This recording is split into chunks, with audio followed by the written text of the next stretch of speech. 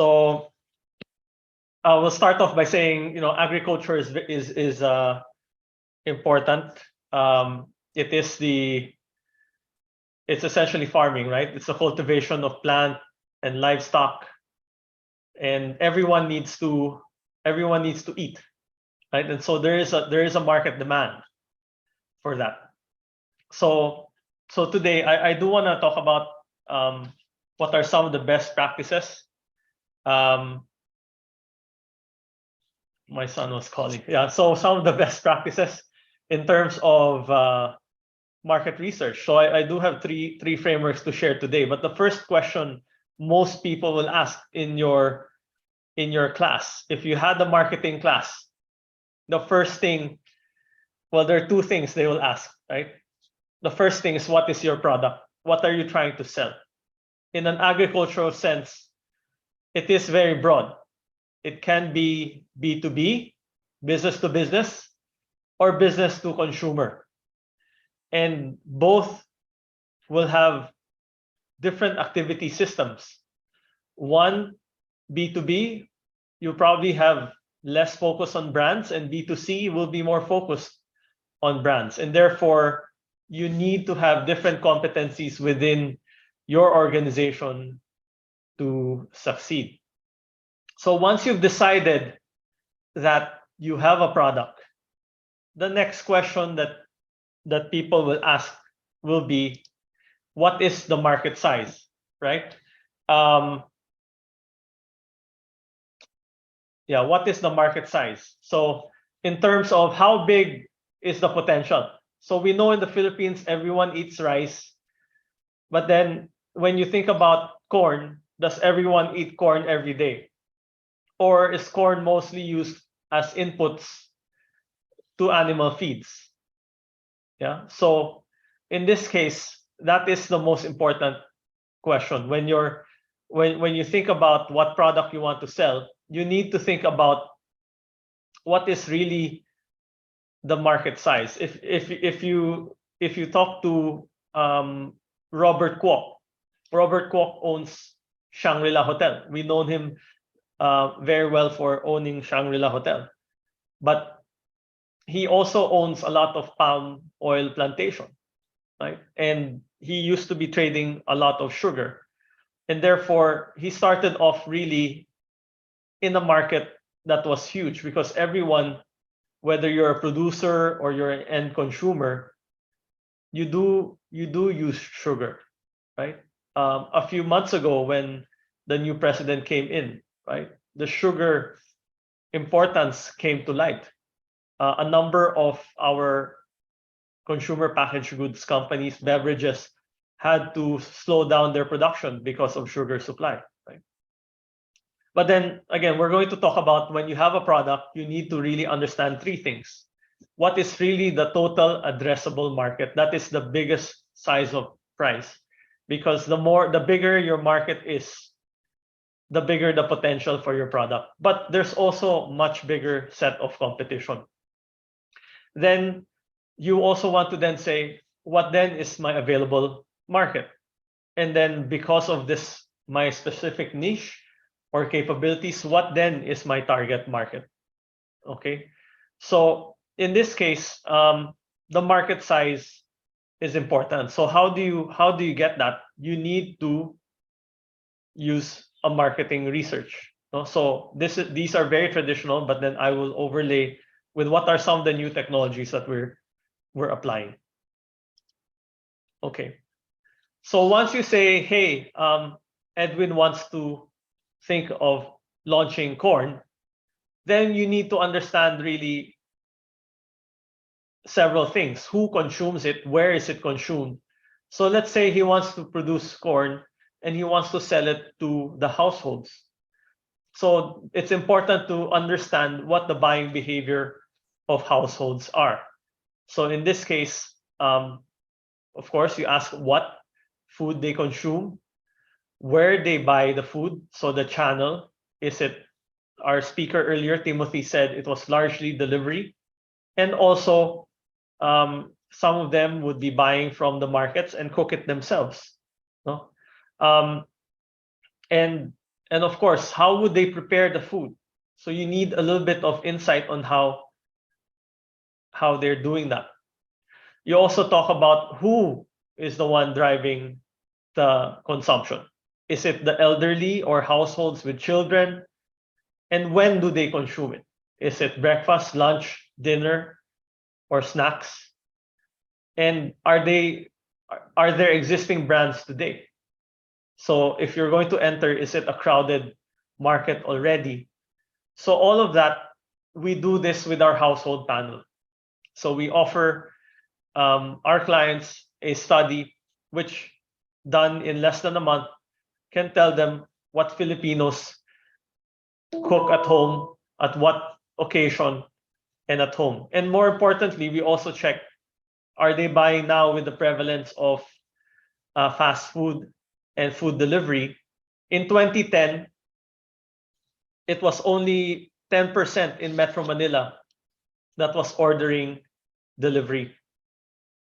But in 2020, almost 100%, right, would have taken out or eating out, are eating out.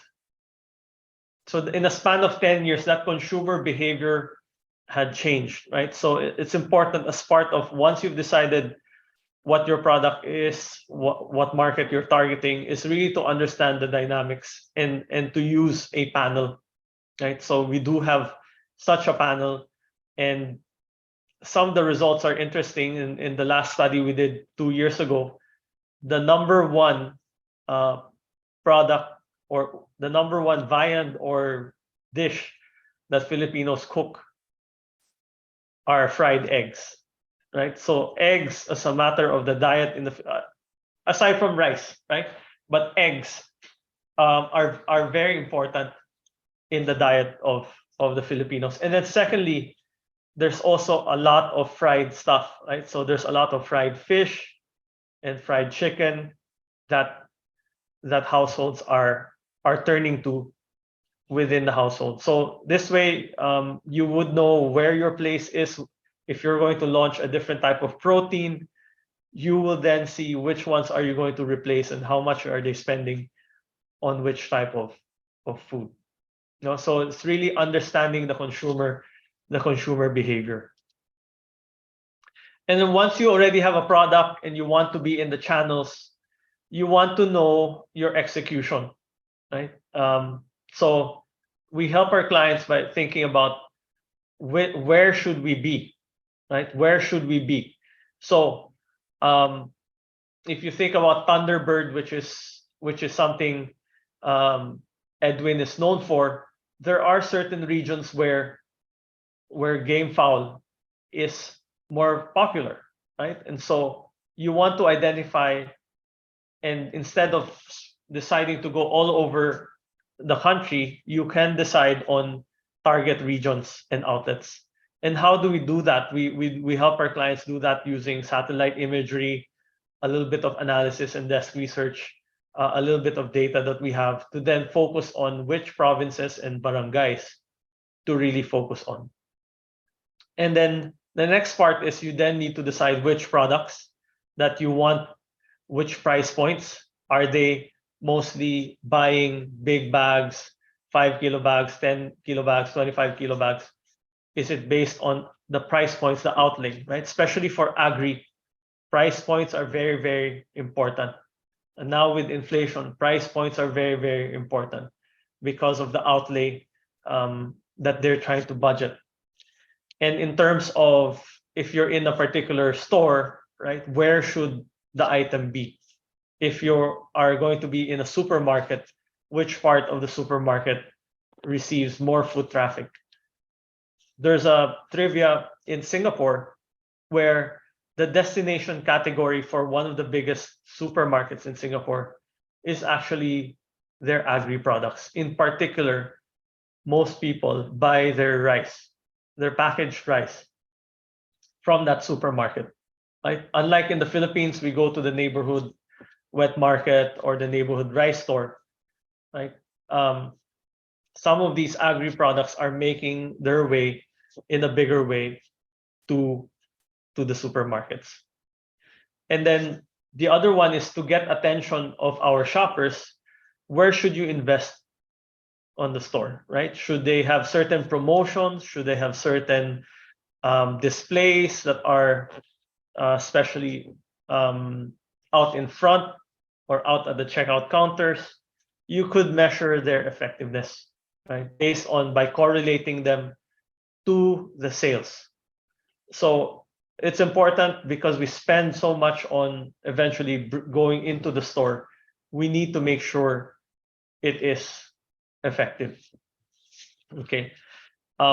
So then the third framework I want to share is we just released something called our Breakthrough Innovation Awards. We release this regularly, annually, if I'm not mistaken. And a number of these are packaged goods, food and non-food, that have made it to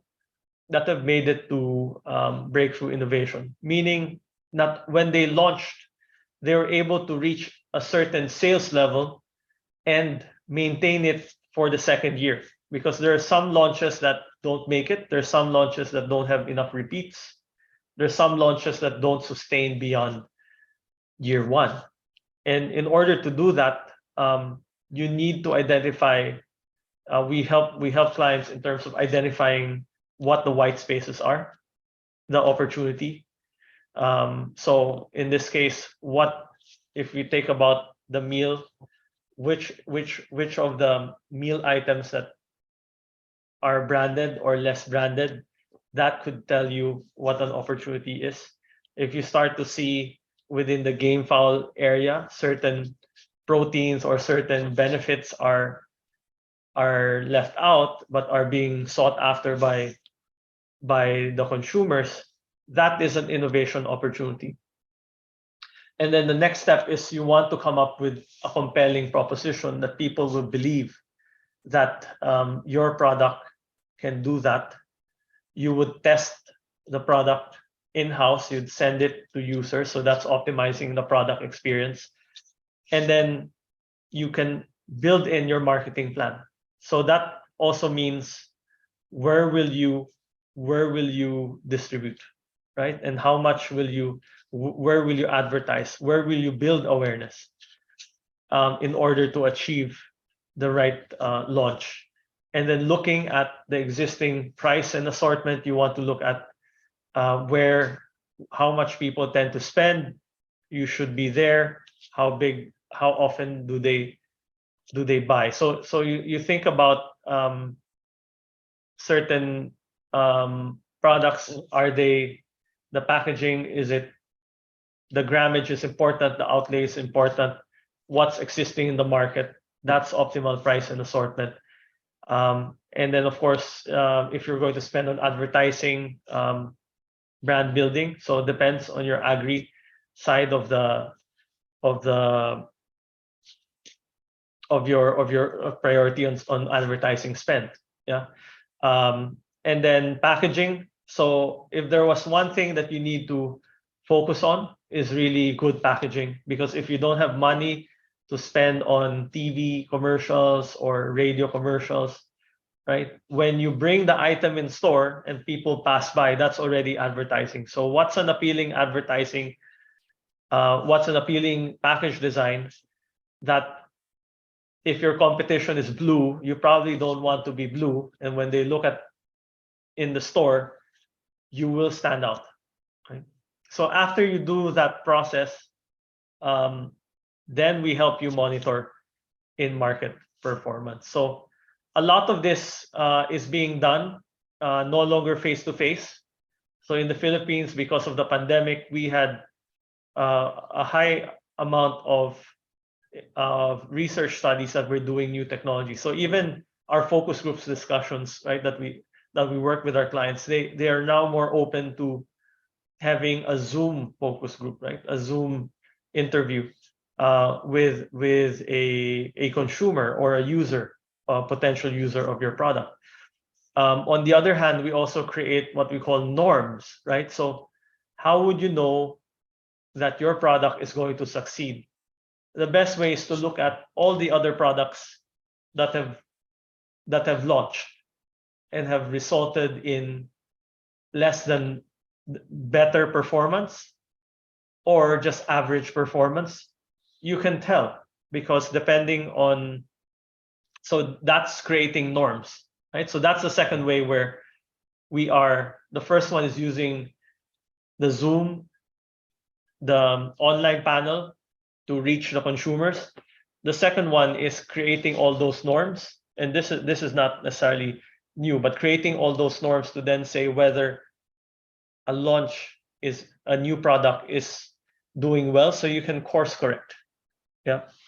And then the third one is also building certain models where, based on the responses of the consumers, there's a high probability that they will succeed, right? And then so you can test it, and we will monitor it. No, so a lot of this are using digital means, and which make it more accessible to, and possibly faster turnaround time in doing marketing research. But on the other hand, there's also a limitation to the amount of questions you can ask. So you cannot expect someone to be answering an online survey for more than an hour, right? So you have to limit that down to below an hour.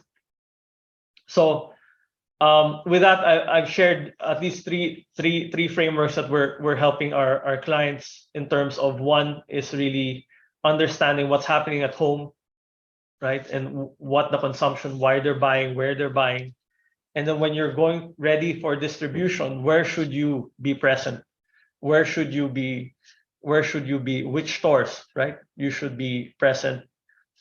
Which channels should you be present? What assortment? And then this one is for totally new launch, right? Where's the white space, right? And there's a lot of models, statistical models behind this, but simply put, based on what the consumers say and what your proposition is, we will be able to tell you the likelihood of success for that new launch, right? So, and they're all powered through. Now we're using technology, less of face-to-face interviews, where we can and where it makes sense. But of course, in order to meet the client needs, we would recommend the best methodologies. Yeah. Okay, so with that, I see the birthday boy, right? Very generous and very passionate about agribusiness, and so thank you for inviting. Yeah.